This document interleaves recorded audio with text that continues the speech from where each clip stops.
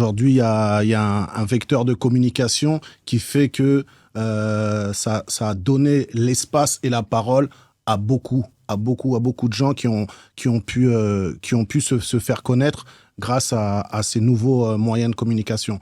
Donc, contrairement à nous, où effectivement c'était beaucoup plus compliqué à notre époque pour te faire connaître. Et c'est vrai, il fallait te déplacer dans les villes, dans les quartiers. Il fallait vraiment donner de ta personne.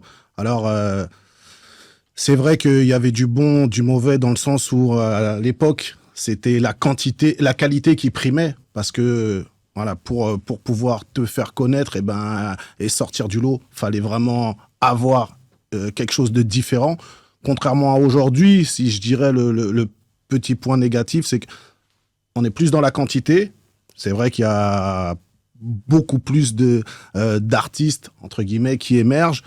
Mais dans tout ça, maintenant, qu'est-ce qui est bon, qu'est-ce qui n'est pas bon?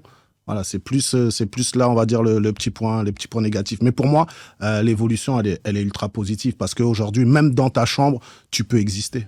Prince Calix? L'évolution elle est positive comme il le dit, mais aussi grâce au travail que les grands frères aussi ont fourni. Se déplacer dans les quartiers, aller frapper et ils ont réussi à défoncer toutes les portes qui étaient fermées parce qu'aujourd'hui le rap français est quelque chose de très lucratif en France.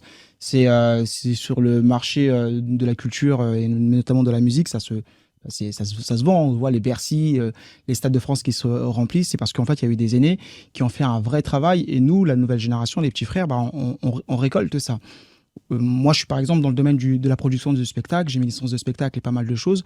Aujourd'hui, lorsqu'on produit, en 2015, je commençais la production de spectacle, c'était très compliqué. Il fallait avoir de l'argent.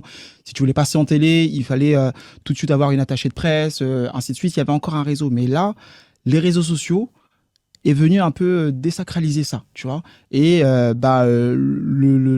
noir, la culture hip-hop, la culture urbaine, elle est vraiment considérée très sérieusement dans les très hauts rangs de l'État parce qu'il y a eu un vrai travail et surtout, il y a eu des vrais résultats. Donc nous, lorsqu'on arrive dans le marché de la culture, marché de la transmission à travers différentes catégories, je vais pas dire que c'est plus facile, mais c'est plus simple. Parce qu'on a une vraie légitimité, parce qu'en fait, on existe.